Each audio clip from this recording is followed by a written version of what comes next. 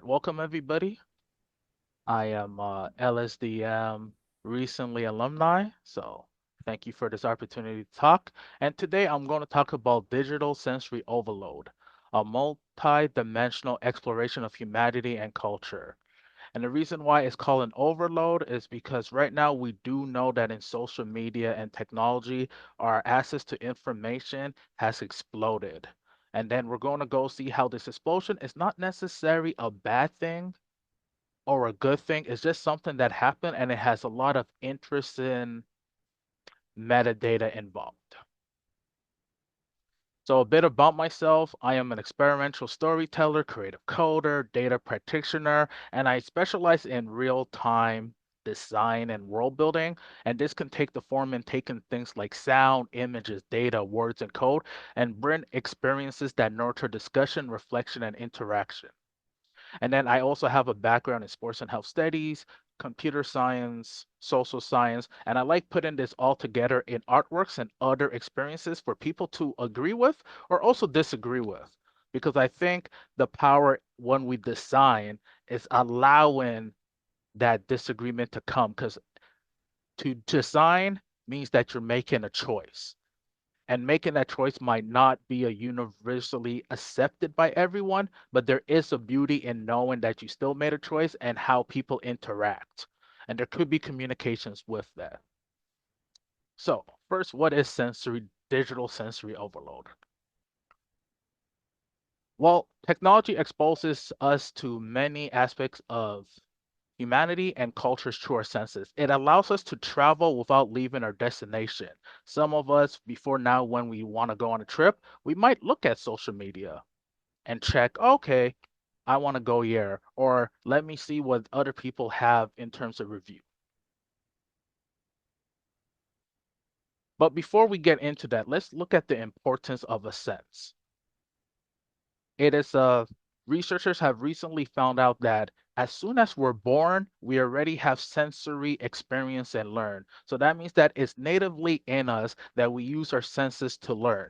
And since it comes from a newborn, that means that unintentionally and intentionally we learn from the environment around us. And if you ever heard of the term in psychology is big called nurture versus nature, this is one of those things that crosses the line of both, where we in natively have this experience, but also our experience can be hampered or enhanced by what's around us. Another term to keep in mind is called psychogeography, which is a term made in the 1950s. And this is about how geographic environment consciously and not consciously has effect on our emotion and behaviors.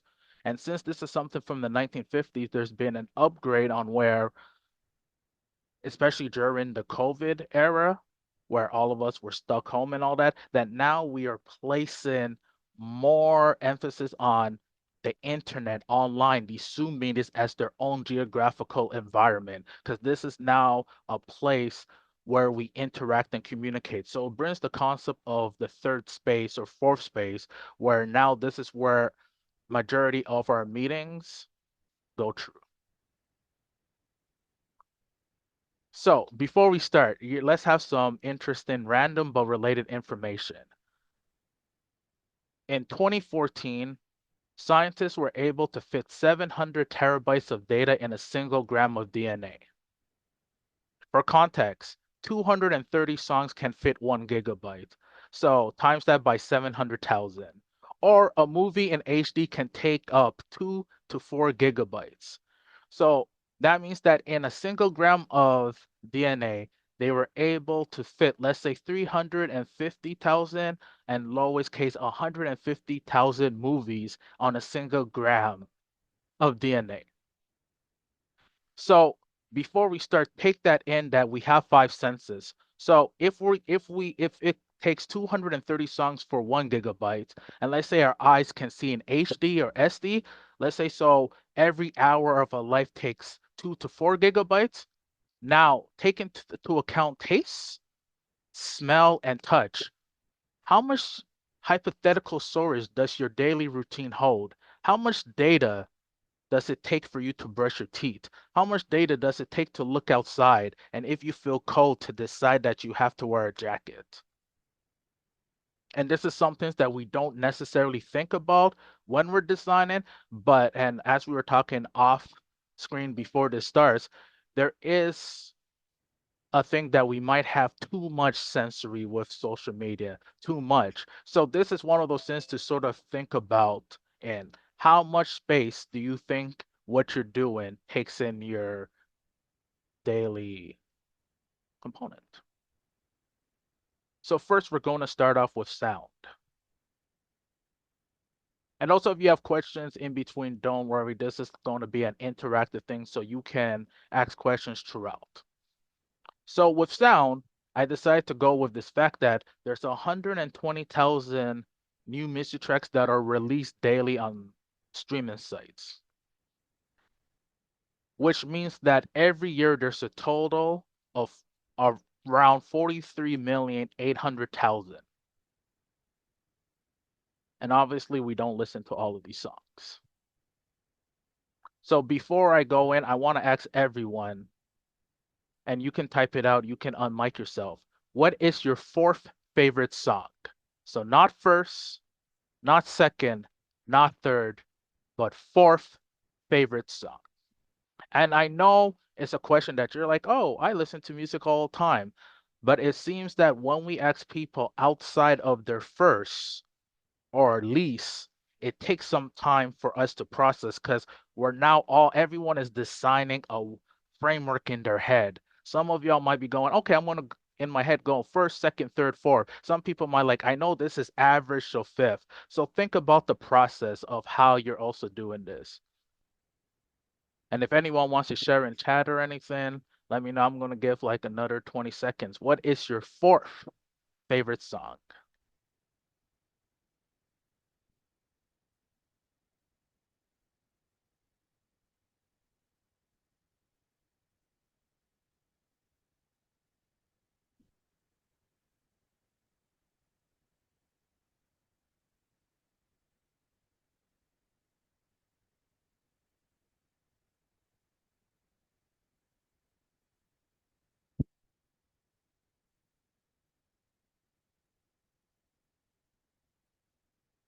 Well, that's happening. Let me also drop this link in the chat.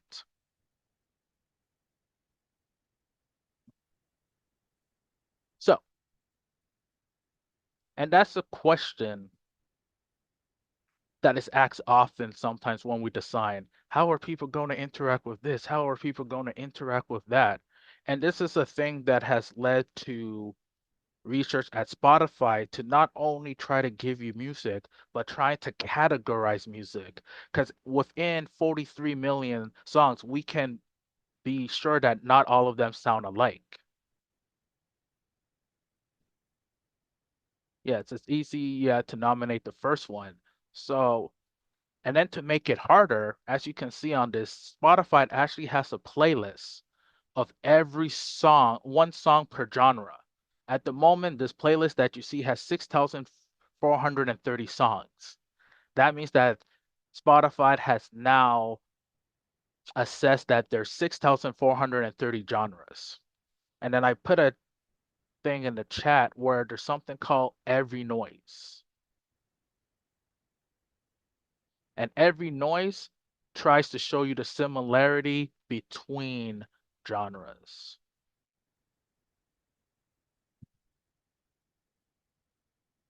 So, as you see on my screen right now, there's a random list. We're going to zoom in a bit.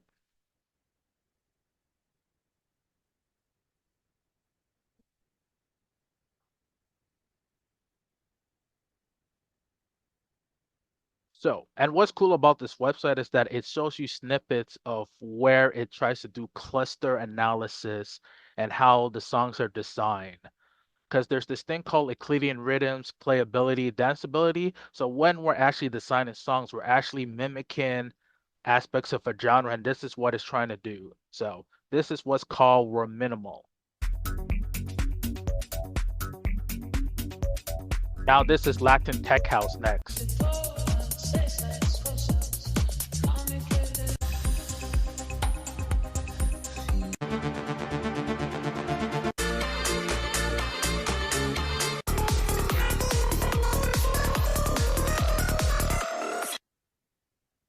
So that's the electronic part. And now if you go here, in case everyone wants to list, so here's like a long list. And sometimes they don't get it right. And this is one thing, one problem I'll with, and maybe a benefit of this massive explosion of sensory in terms of sound, is that now we have genres that I can go in and I can just be like, what's Rachera? And then listen. But at the same time, if you were a sound designer, this also brings on a new thing because, of course, you're not going to know all the new genres. Because even some people that work at Spotify don't even know how the algorithms assess such a thing. So, and this is how it goes on. So, that's digital sensory overload for sound. And it's due to that digital sensory overload for sound that if I ask you what is your fourth favorite song, it's actually a hard concept because you probably heard thousands and thousands of songs. And yet, holy, too many types of sounds. And I went with just electronic and what I think was close to Latin pop. Imagine if I start going to rap, grunge, hard. Yeah, Billy English Birds of a Feather. And what's cool about this website too, like in case you ever thinking about sensory design or experience design, is that on this page you can actually type in an artist and it will try to give you what that artist is similar to. So I just saw Billy English, so I can type in Billy English.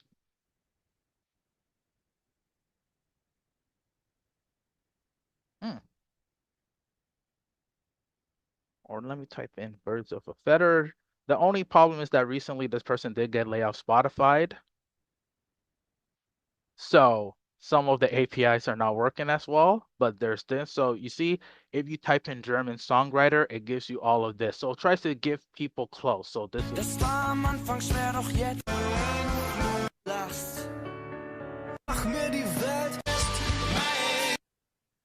And then listening to that, you sort of get an idea of what's close. But sound is not the only sense. There's also taste. And for taste, I decided to go to the Korean realm of mukbang. I don't know if anyone here is familiar with mukbang. Mukbang is the Korean online subculture that deals with eating large amounts of food. And it could be an obscene, a large amount. We're talking like as you can see in this first clip, where there's a large plate of food and they actually eat it all. And it has ties with ASMR, which I'm going to go in, which is like, when people do all of that response.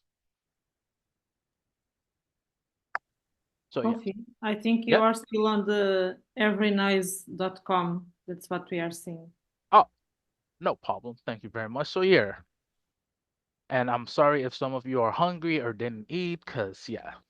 So as you can see, the thing with mukbang is that not only is it large amount of food, but sometimes it's random conjunctions. So as you can see, this person I think is putting banana in Nutella, and then there's a hash brown with honey. So since these videos can get weird, sometimes I decide to go with a safe one. And this example shows there's a tendency to merge ASMR within videos. Also, there's an emphasis on this digital sensory overload component on also the texture and the sounds of food, which can also include weird food combos and large quantities.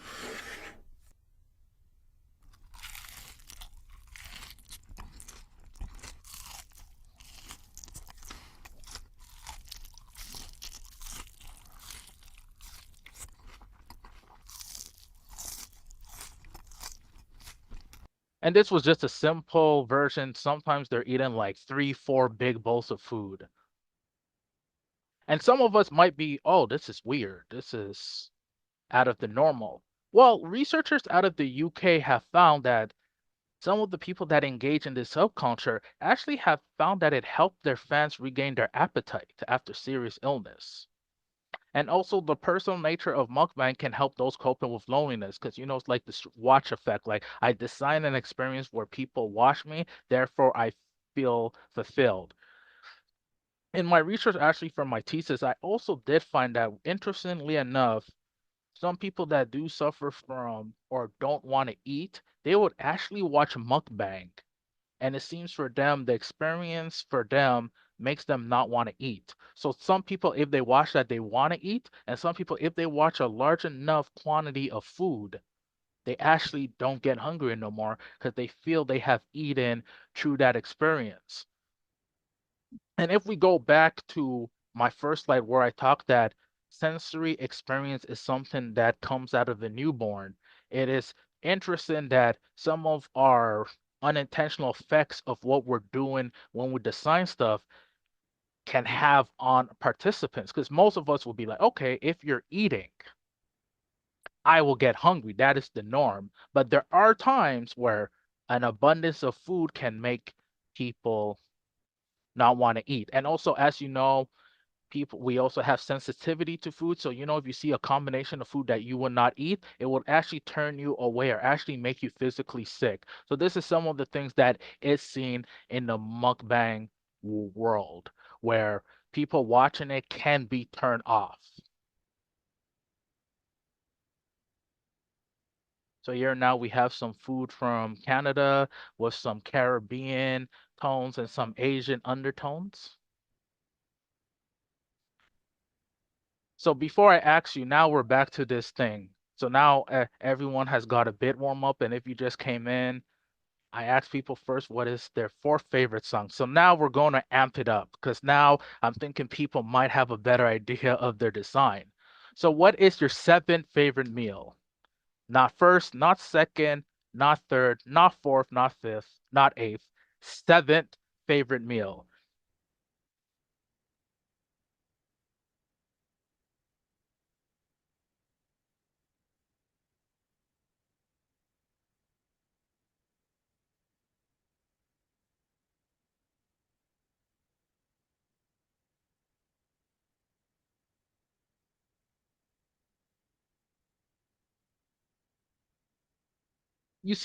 And that's very interesting point, Jose, that you brought, or Jose. I do know that depending on where you're from, it's one or the other. So let me help you out a bit. I see chicken and waffles for seven.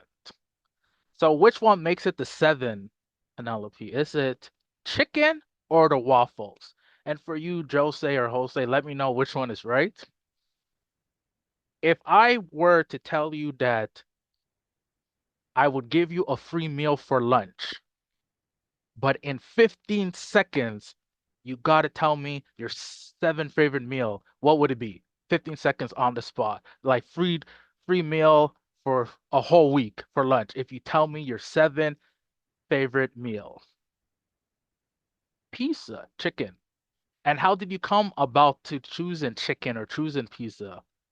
Did you go from the fifth or did you go from the 10th or did you go from the first or did you try to go in what you're not thinking? And I see shrimps. And realize if you realize some of y'all got a reply faster once I gave an incentive. Once I mentioned that, okay, if I'm paying for lunch, now you're coming in lunch. But some of y'all are in dinner time. Some of people might be coming from the West Coast, so it's breakfast. So asking these questions, I have also learned that it also depends on what you ate. Let's say like you're a fan of, I don't know, chocolate ice cream, but yesterday you felt a tummy ache. Chances of you choosing on today that that is your seventh favorite meal is probably unlikely. But if I asked you a week ago, you will probably answer that. And that's something to also think about when we are building for digital experience or experiences or designing and overall humans are not monolith. Our experience change based on what we're being asked and in the context. Now we're going with smell.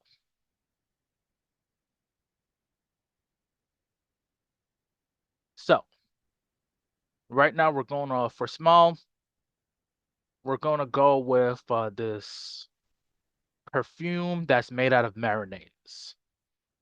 I don't know if people like mayonnaise, but I don't know if you ever smell mayonnaise, but this is supposed to be a mayonnaise base perfume.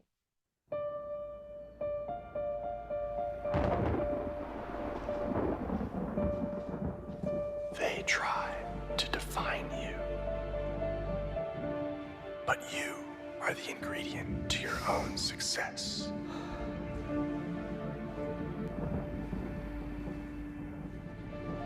Luscious, eggy, smell like greatness. Will Levis, number 8, Parfum de Mayonnaise. Now, a silly commercial. But now think about it. Were you able to envision the smell of mayonnaise? Mayonnaise probably doesn't smell that great. So it's one of those things that when they had to make this advertisement, they had to design in a way where you cannot take it seriously. So you take a football athlete, maybe you're trying to say mayonnaise might smell like sweat, might smell like this, but there are probably some people that will buy it because you might have good memories of mayonnaise. Maybe one of your dishes. Maybe you like mayonnaise on your pizza. Maybe you like mayonnaise on your shrimp.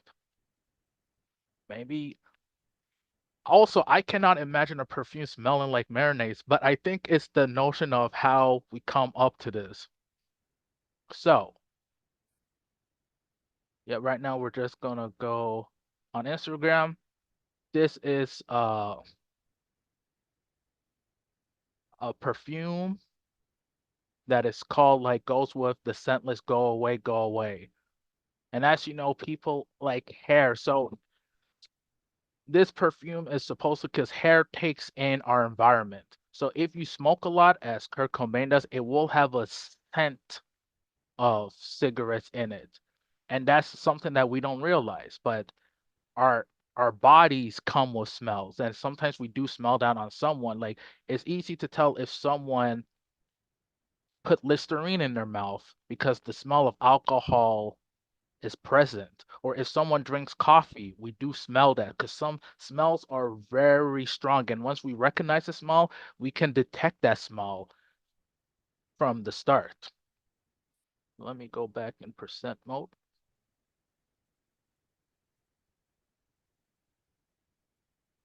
And there's a reason for this because smell comes with memory. So here's are some research. So some of our strongest memories come from smells, and the areas that go with emotion, learning, and memory also process odors. So I remember taking a psychology of nutrition class back a while ago, and the teacher's like, "Hey, if you want to do well on a test, maybe while studying what you remember, take a random smell, and if you were to bring that smell into the classroom, you might get a better grade." Now, of course, we know that since smell is very sensitive, you cannot just bring your favorite smell into the classroom because imagine now 40 different people have different smells. I can only imagine that like everyone might fail because it might be overwhelming of smell. But there's also reason to believe is there also a placebo effect that like, oh, since I feel comfortable with the smell, I might do better. So there's also placebo effect. There's also self-fulfilling prophecy where since you like that smell and since you brought it into a stressful scenario, you might feel better. Another thing why the sign with smell is interesting is because it seems that our scent is also our first line defense against disease. Because our eyes can lie and our ears can lie. But that's why when you smell a skunk or you smell garbage, before you see it or hear it, you go away because our noses and our factory system is designed in a way that if we smell something bad, we automatically have a flight thing. That's why we can avoid some poison and also why some things in nature like poisonous plants are actually designed to look like they are edible. So that is to trick you that like, oh, since it smells like a plant and since it doesn't look dangerous, I can touch it. It's a defense mechanism and an evolutionary design element of some plants to look like they're not poisonous so they can harm their prey. And this is also why, especially during the last 4 years, when we see people are home, aromatherapy, which contain benefits from both the chemical and the sensorial reaction to smells, and why you see people always do incense and all that stuff. Because when you're in a space, you want to make it feel like your own. All right. So as you know, we after every sense we have a prompt. So now this prompt is: what smell calms you? What smells excites you? What smell makes you nervous? What smell reminds you of home?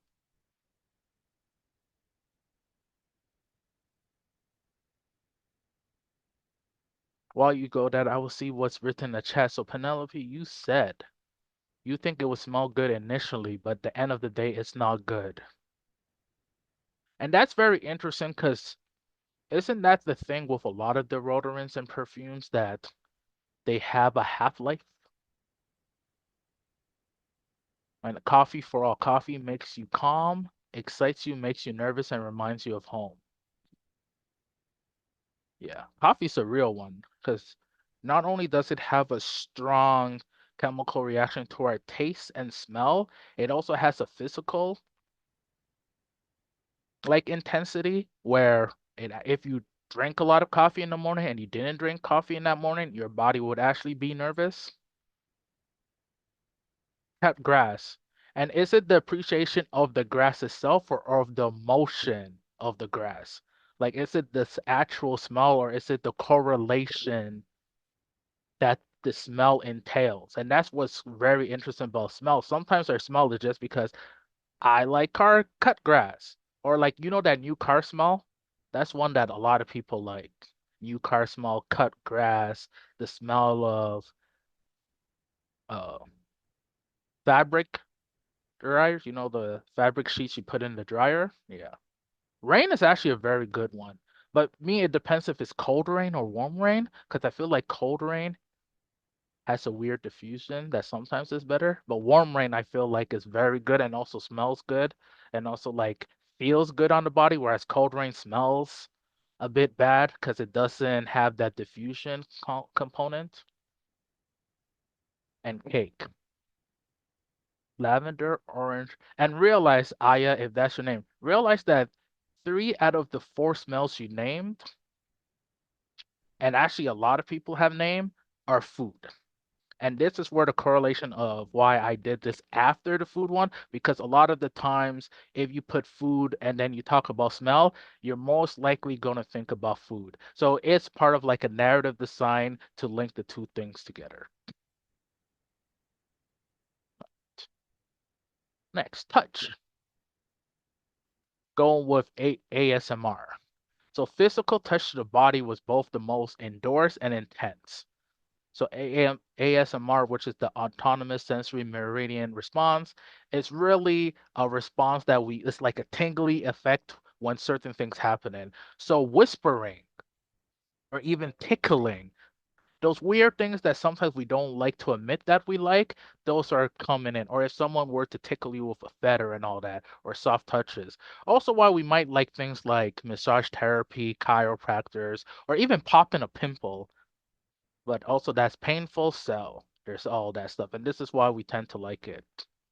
But the thing with ASMR, which is interesting, unlike the others, it doesn't necessarily have to be human focus. And items can be personified. So let's look at some ANR with balloons. Helium balloon.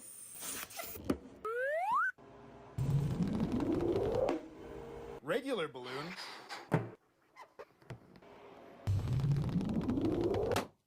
Candy balloon.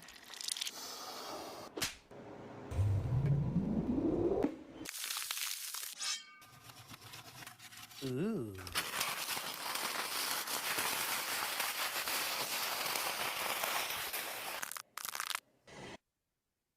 Now, if you realize that, that also corresponds with what we were talking about before about sound and mukbang and how taste, because that's one thing that did touch, sound, taste, and smell.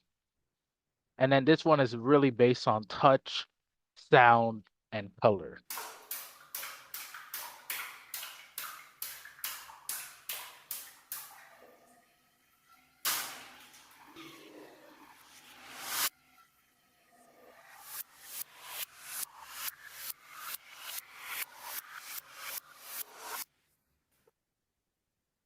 And the interesting thing when you get into the world of ASMR, it almost goes with what I was saying in my bio of people liking what you do and disliking what you do, because it seems with certain sounds, we have a predisposition to either like it or hate it.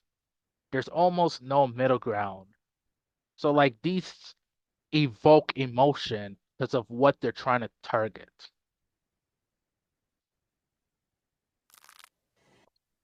Helium balloon.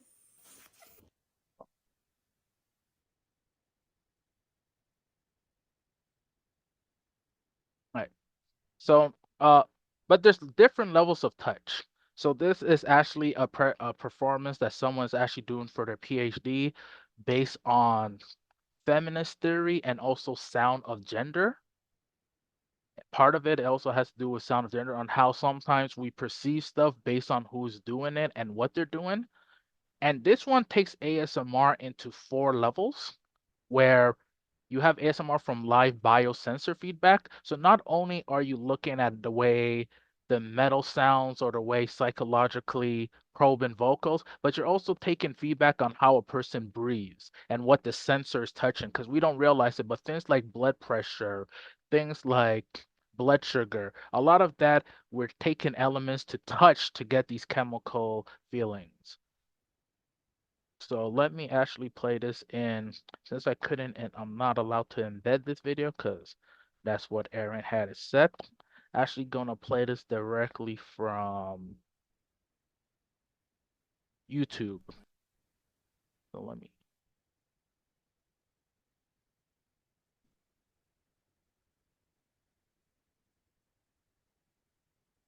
Let's turn them on. We were once a chaotic system, but now that our waves are regulated by my voice, the sound, by mood, our emotion will act as a wave. We can perceive every tiny variation.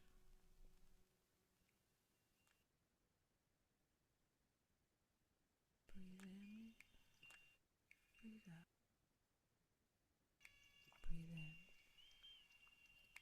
breathe out. Breathe in.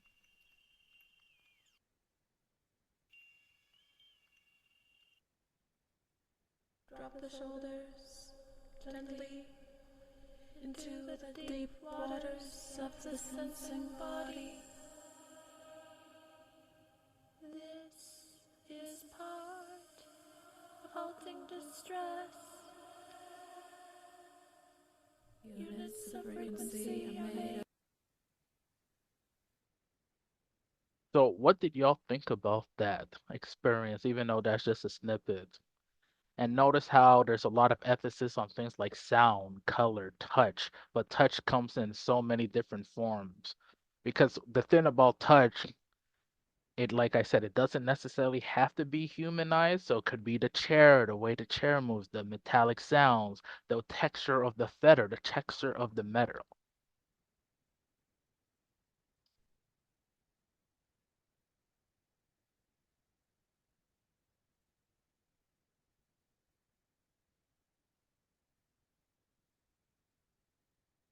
Yeah. So within that, and now I decide to ask a bit simpler questions. So what is the texture that you want to ignore? And what's the texture that you want to accept? Do you want to accept a hug? Do you not? Do you don't want to be hugged? Do you want to pet a cat? Maybe you want to pet a lizard. Maybe you want to pet a spider.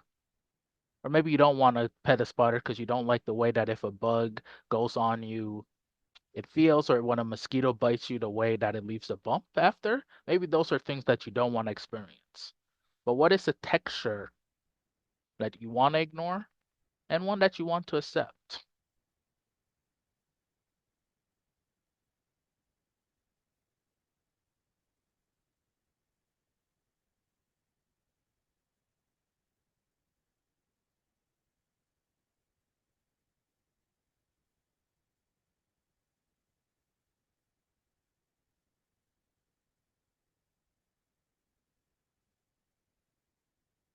Except the fluffy methods, yeah. A good mattress is always good. But I can't have too fluffy. Because the problem with too fluffy, sometimes it makes me sleep longer. So I just want to sleep the right amount where I'm not tired, but where I got enough. I let you ponder. And then visual. And for visual, I actually decided not to do what can be considered a sensory overload for visual, because within this whole presentation, we saw different colors, we saw different things, we heard different sounds. Oh, fork scratching a plate and chalk, you know when like chalk streaks on a blackboard? Those are sounds I don't like. Like sometimes I remember when I was young, my mom would have a bowl and sometimes the metal would scrape the metal and I would just run downstairs because that sound like drove me like wild. So those are some sounds I'm not going in. The skin of a cat. Yeah, cats are fluffy. I like the skin of the cat, but not when they claw you or try to claw you, because that gets in. Ignore Ospot and accept wood. Yeah. So, and all of this stuff, because even though all the other senses that I brought up were senses, all of them did have a visual component. If it's from the words, if it's from the numbers, and the reason why I went in the order I did also is because when we think of design, we usually think about it as solely visual. But what if it's audio visual? What if it's tactile visual? What is visually scented? These are things that if we start thinking about the aspects of all the layers of interaction, maybe we can come up with original things. Yeah. So to end those series of the first five senses, I decided to go back hard. Maybe this might be easier than some. What is your sixth favorite color?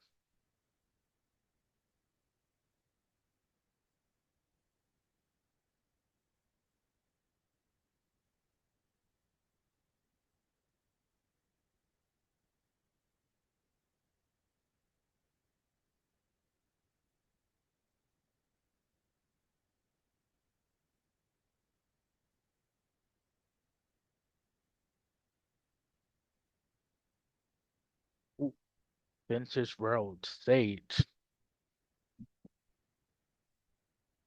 This is actually one of my favorite type of questions to ask. Because I find with food it gets interesting, but I find with color it's very interesting because sometimes you get the red, blue, yellows, but then you get colors that you're like, oh wow, I don't know. Because it's almost like I could also ask, what's your sixth favorite shade of brown? And then you have to come up with mahogany, or what's your sixth favorite blue? And then you come up with a random color like turquoise or teal. But some people argue that teal is the green. And that's where colors get tricky because people argue on what a color is. Because it's not direct and everyone sees differently. Yeah. So all of this to say, multisensory design allows for a reactive divergent narrative. And a reactive divergent narrative is where your reactions allow for divergence. So, like adaptive narrative would be book versus movie. In a movie, if they tell you it's a snowy day, they have to choose one snow. But if you read a snowy day in a book, you determine how much snow it is. If you're from Portugal, a snow might be little flurries. I live in Montreal, Canada, so when I think of a snowy day, I'm thinking of like snow. And it's like the definition of cold. If you're from a tropical place, all that cold might be 10 degrees, 15. To me, cold is minus 40. And yes, I have been in minus 40 weather with the wind chill, and it's not fun. I also have been in 40 degrees weather, which also is hot. So me, I like a good 15 degrees where I can wear a hoodie is my favorite area. And realize that the two things I said between snow and temperature are actually, if we break it down back into like a sensory mindset, those are elements of touch. And the same thing when they say that that person was running fast. Now you're using your sense, your visual sense to determine how fast. So in the movie, you might be like, oh, okay, that person doesn't run fast because I have played sports in my life and I know people that run faster. And this is actually a very interesting notion when there's a lot of action movies, because the first thing that someone will be like, "Oh, I have done karate. That's not how you kick. Oh, I have done marathon. That's not how you run." But in a book, you actually determine a thing, and this gives like a lot of personalization within the design because while you're able to talk about all these abstract stuff, you're able to get people to, like, as you saw in the chat, no one ever gave the same response. So you're able to give people a personalized experience without changing much. And then unique, because we can replay this any time of the day and week, and the answers will not be the same unless you memorize it. And but then again, some people when they want to replay something, they replay it the exact same way, and that's part of life. And now let's give some examples of multi-sensory design. Ironically, as soon as I finished the presentation for my master's, I realized that Crayola actually was doing the same thing on multisensory dining, where they actually came out with a book called Crayola Cooking with Color. And this book is 40 recipes that you cook with the colors of the crayons. And as you can see, since we're dealing with cooking and colors, that touches sight, taste, touch, and smell. I have not, I really do want to get this book because I think it's very interesting to see the direction they went in, and if maybe they try to do themes, because you see in this red one, you know, a lot of spices, we tend to associate spices with red. So I wonder if there's another layer where not only do you cook by the color, but you also try to give like color certain textures and certain tastes. So similar to synesthesia, where you try to build a language out of it. Then there's the show Drink Masters, which is a bartender-based competition show. But even though it's a taste-based show, there's a lot of emphasis on visual and smell. So you see a lot of people do smoke and visual presentation. We're going to watch a quick 30 seconds so you see what I mean. Welcome to Drink Masters. The bar is open and Daddy's thirsty.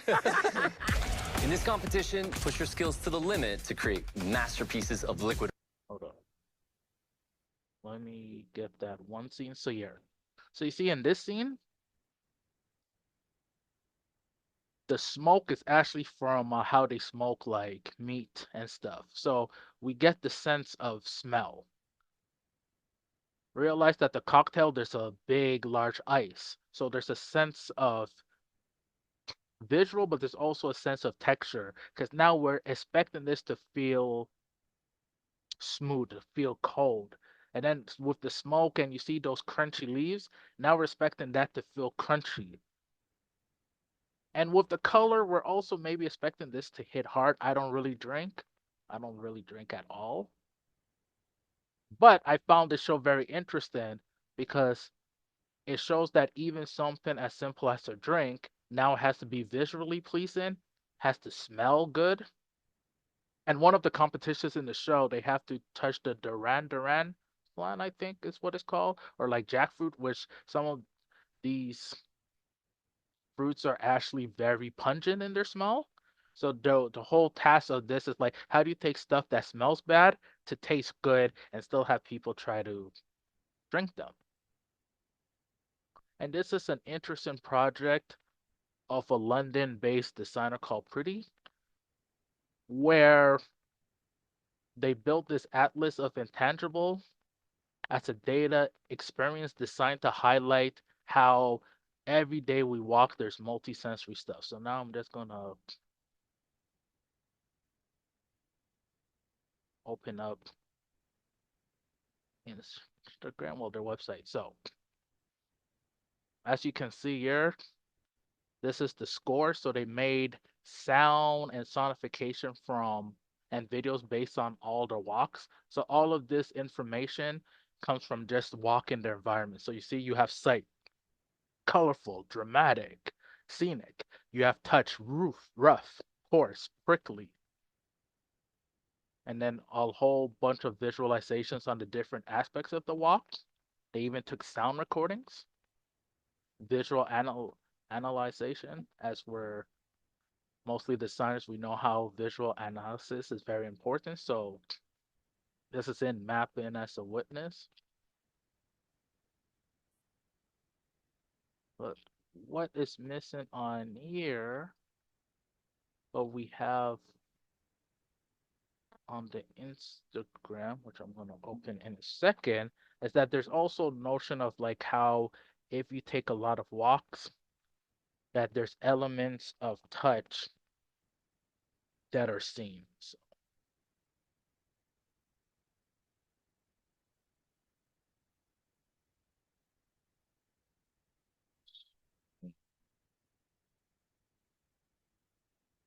here,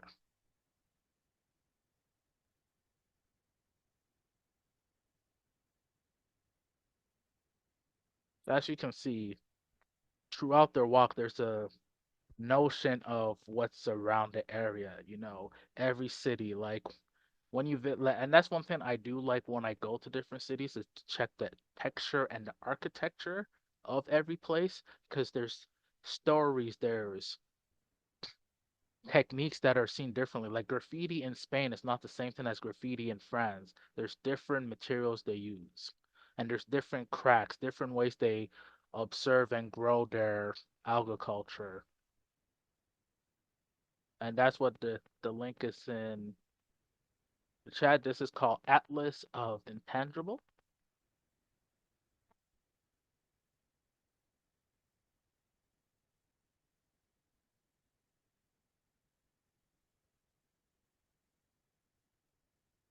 And then now just to like quickly skim through some of my work, I also have done stuff in multisensory design and dining where I have created data-driven experiences that are incorporating the senses in ways that are not normally utilized. I try to go for emotions that bring confusion, expansion, explorative, imaginative. And this is one of the aspects of my research, which I actually somehow explained through all the slides, where we did talk about culinary, we did talk about content analysis, language design thinking, psychology, case studies, qualitative analysis, personification of objects, and sound design. And that's one thing that is very interesting when we talk about senses. We're able to talk about complex things without having to be complex. And this is all the information you could get from colors. And I talk about code before, so this is one thing where I transform food into color into sound. So all of the ingredients, as you can see here, this is a massive spreadsheet that has all the color information of food and their calories, and then I put them together to give them life. So when you hear that sound of burgundy, you're hearing the color burgundy and also the qualities of the food. Same thing with salmon. So some things are like honey crusted salmon with tartare. All of those words are food, but also color. Crusted is like a grayish color. And then this is more of all the stuff. And one thing I want to emphasize is that by doing multi-sensory research, we're able to go with deductive and inductive stuff. So we're able to bring all of these elements quietly, but they're able to be enjoyed. So when I say interaction design, throughout all the experience, all the prompts I ask, you're like, wow, language design, which is not always obvious, but when I have mentioned fourth instead of least, it was harder. So it's one of those things that like we're so ingrained with our language that once it breaks out of the norm, it's a whole different experience.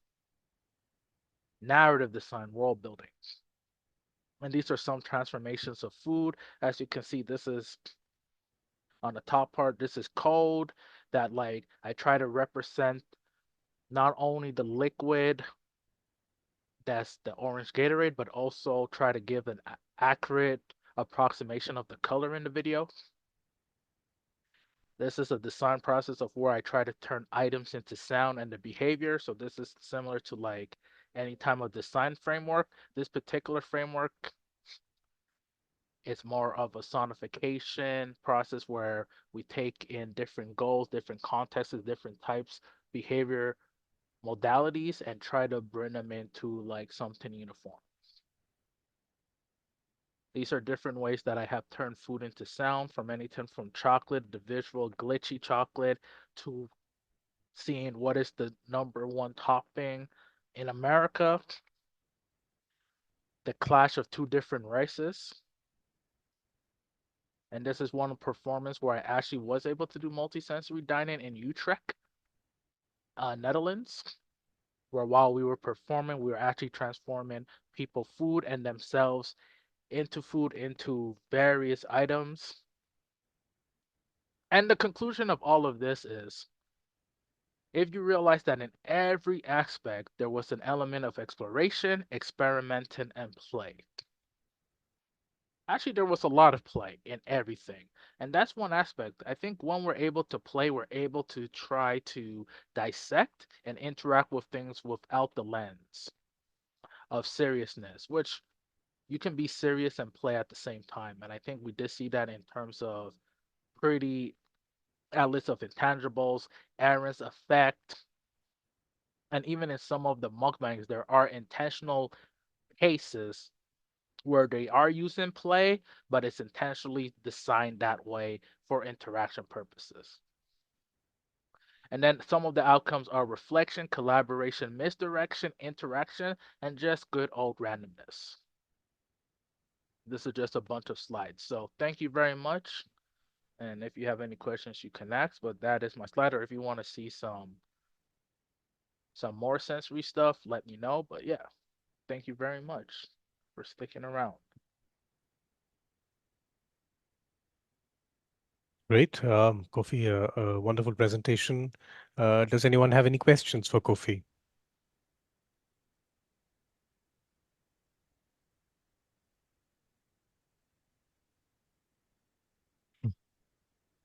Yeah, that's true. It would be amazing to be in one of these experimental dinners and experience your research actually um, in person, right?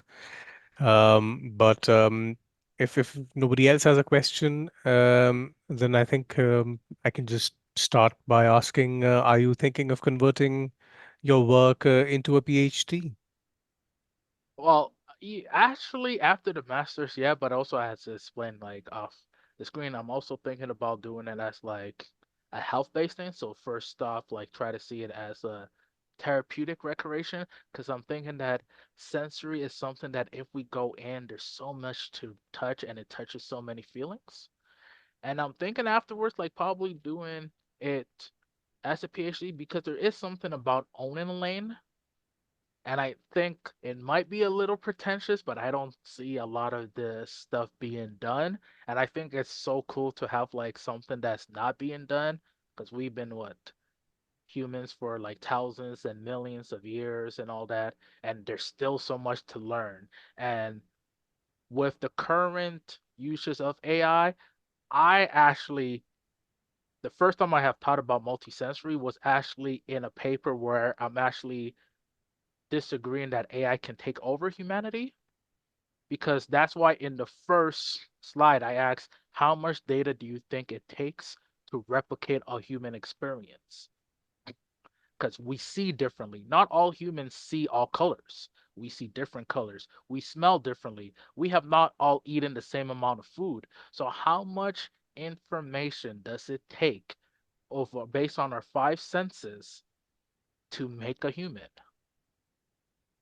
Okay. I mean, I think you raise a valid point here. The question here is, do unless you give this presentation to everyone on the planet, not many people are aware of this aspect, isn't it? So that's why probably the ignorance of these facts are the reason why people are raising such questions regarding AI and its eventual takeover. Maybe what is happening is some sort of framework within which the people who are making the AI are expecting perhaps the general public to operate within.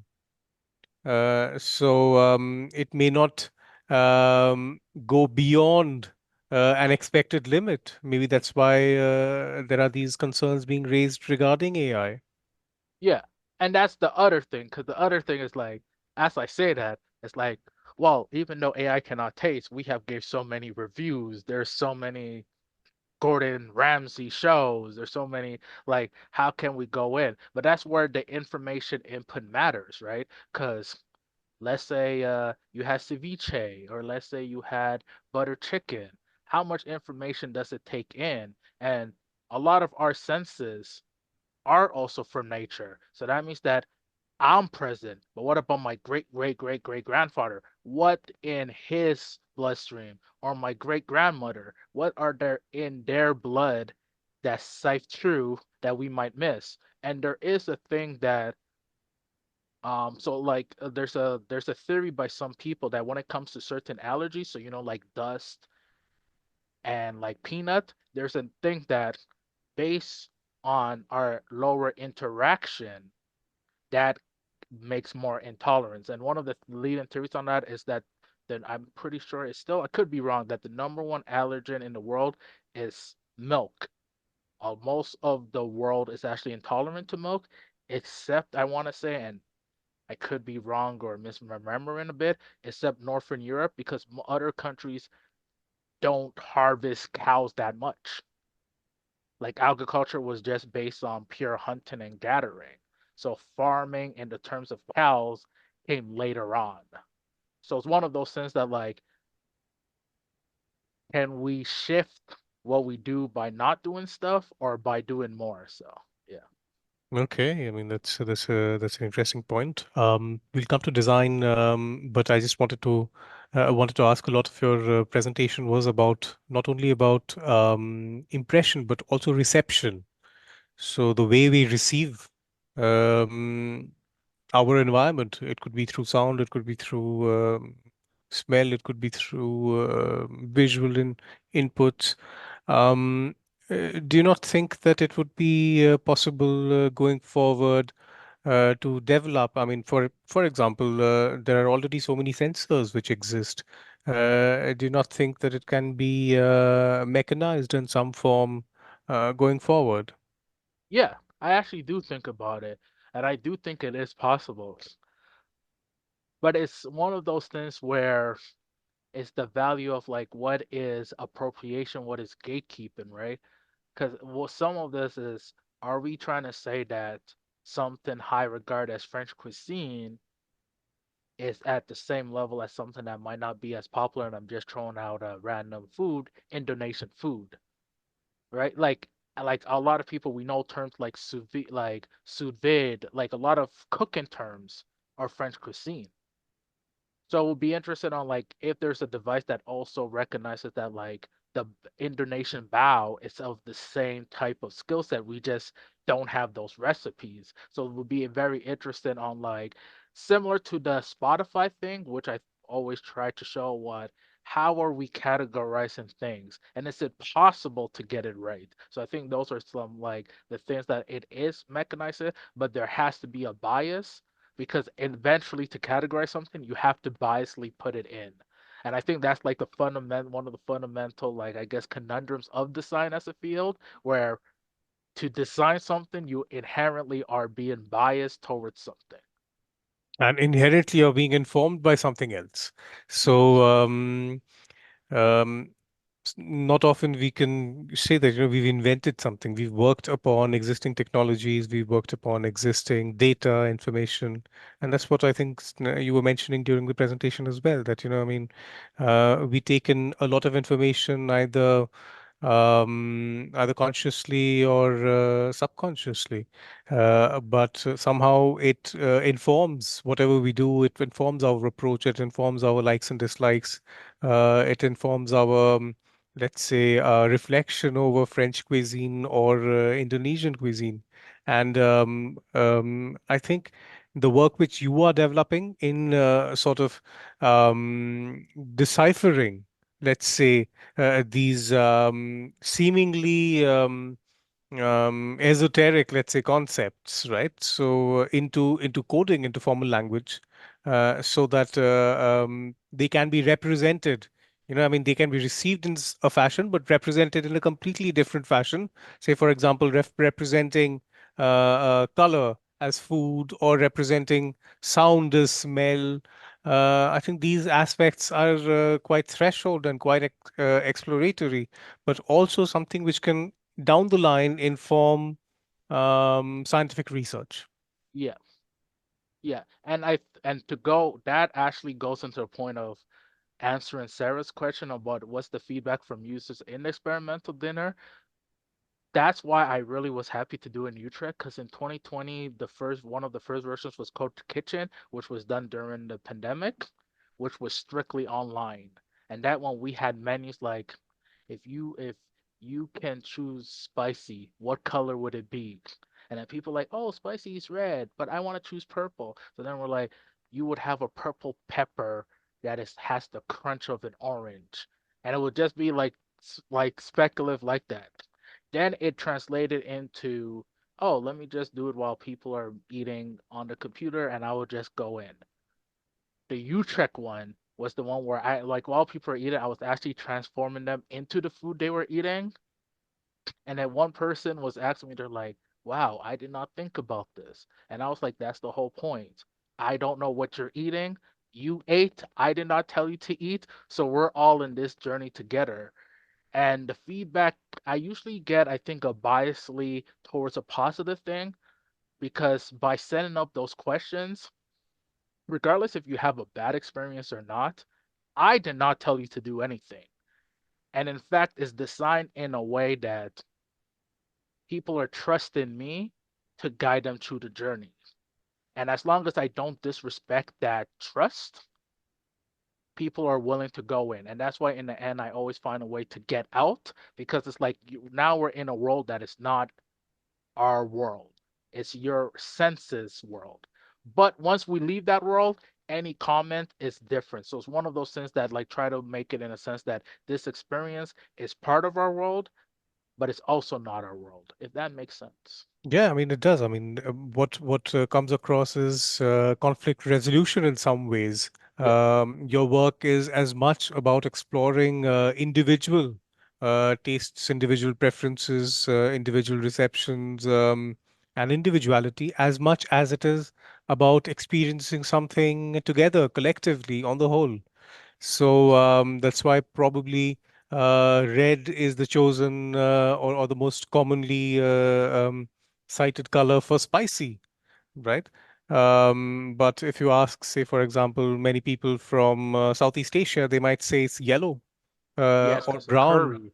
Yeah, and because of curry and crab. not red. So that's why there's a contextual conflict happening here as well.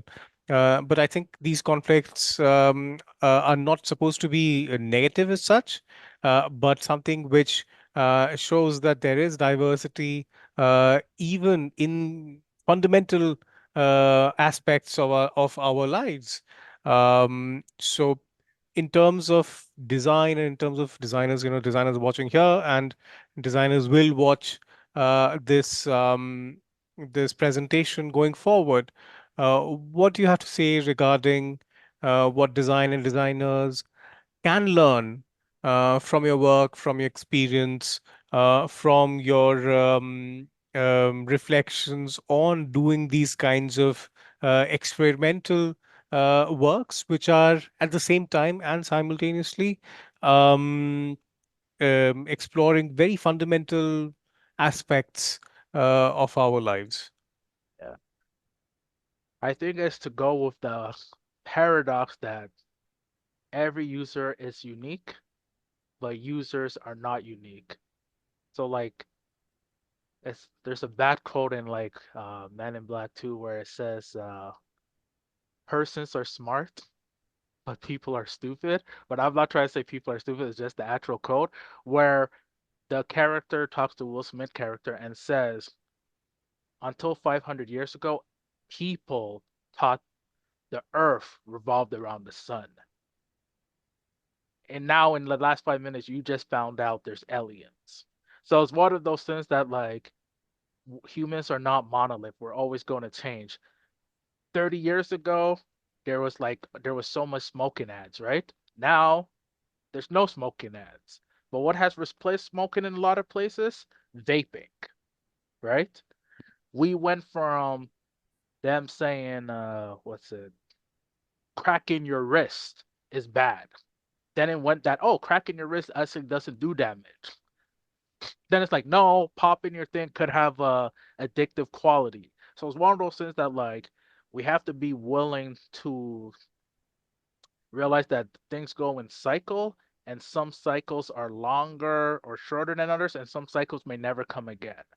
And that's what I think is the beauty when you do explorative or experimental work like this is that yes, there are evidence that can be found, but at the same time, in 2 years, it cannot be the same exact thing. So the journey and the playful aspect is what is the underlying similarities that can go forward. And I think that's what it is. It's like even if things don't look like they're connected, there's probably something underlying or fundamental that it is. Like some things are simple, some are complex, but some things are actually just what it is, right? Like the sky is like, when you're in English class or any language class, they're like, why did the author think the sky is blue?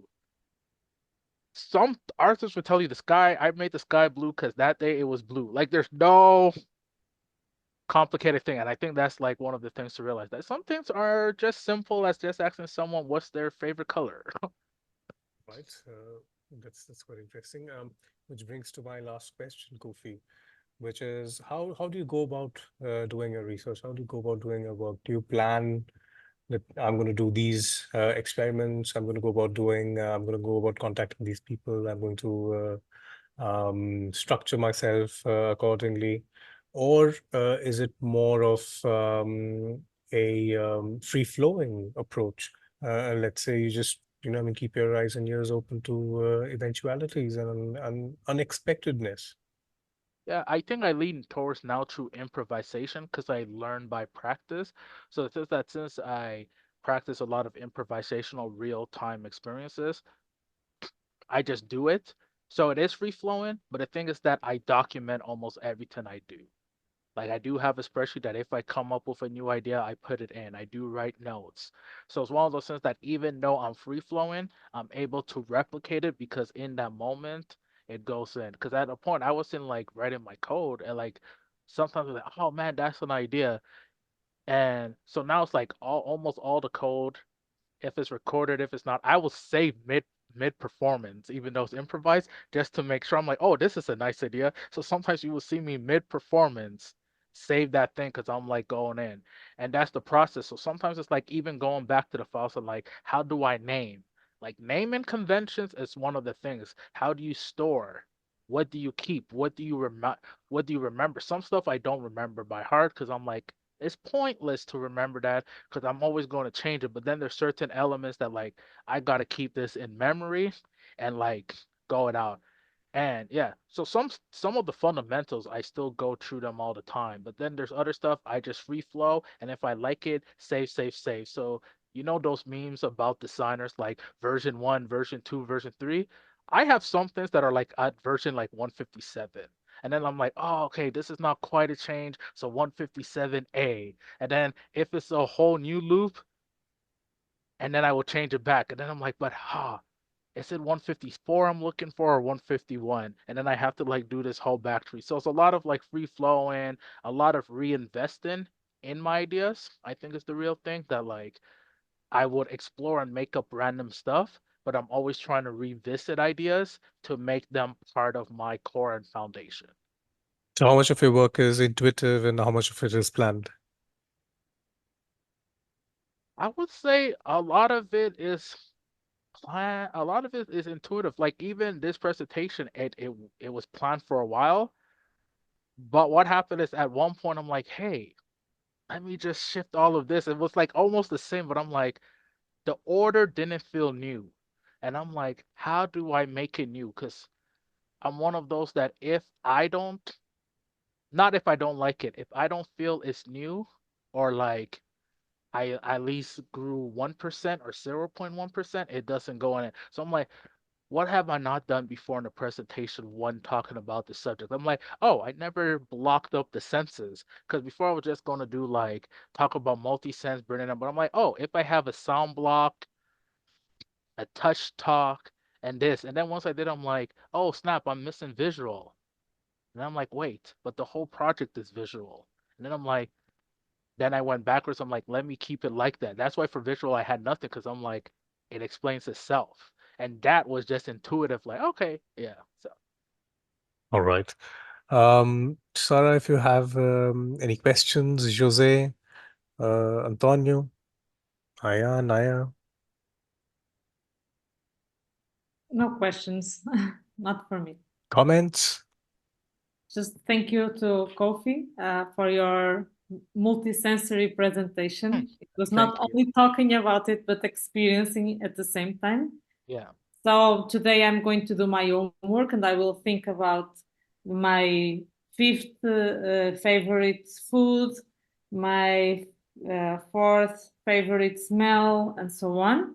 I'm still thinking about it because it's really difficult. It's easy when you think about the first one, but then when you need to think about the other ones, it's getting more difficult.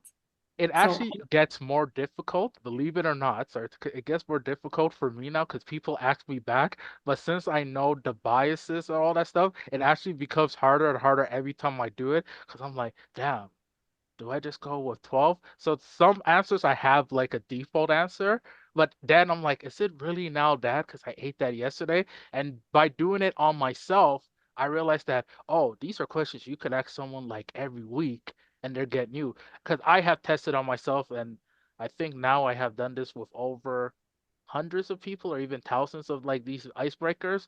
So to go back to your Professor, to your questions, like, yeah, it's intuitive, but now I have evidence and like facts and research to back up things. So even though it is intuitive, I can back up being saying that like people cannot answer this question easily in the first 10, 15 seconds. Like, I can no, like, and you are also influenced or biased by the answer of others if you are in a group. yeah, because So that's why I let people I put might in. answer differently if I'm alone or if I'm with other people that are answering at the same time. Yeah, yeah. And also it affects. That's why once I said lunch, I knew that most people were going to choose lunch. Like if I said dinner, the answers when you say dinner, people tend to go pasta. Pasta tends to be more dinner than lunch. But pizza, chicken tend to like chicken can go, pizza can go both ways. Especially Hawaiian pizza. Well, Yeah. okay. Jose, if you had something to add, otherwise, Well, no questions. It's a very nice presentation, and I like a lot the masterclass. Thank you very Thank much. you. Thank you. great. Yes, thank you, Kofi. I mean, I think it was quite pedagogically oriented presentation. I learned a lot Oh, thank you. from your work. And I think it's going to be something which is going to be very interesting also for our students who were also present, as well as the ones who will be seeing your presentation, the recording of your presentation. And I wish you all the very best for this amazing work that you're developing. And I Thank really you. hope that you get your license as a therapist ASAP, because I think it does take away from the otherwise mundaneness that life throws at us to think about these quite Yeah. interesting philosophical questions, and at the same time such interesting creative inquiries. So thank you so much, and we hope you keep in touch. Yes, yes, yes. And yeah, and all the best. Thank you very much. Okay. All right. Thank you for everyone who's joined in and who joined us during the meeting. And we'll stop the recording.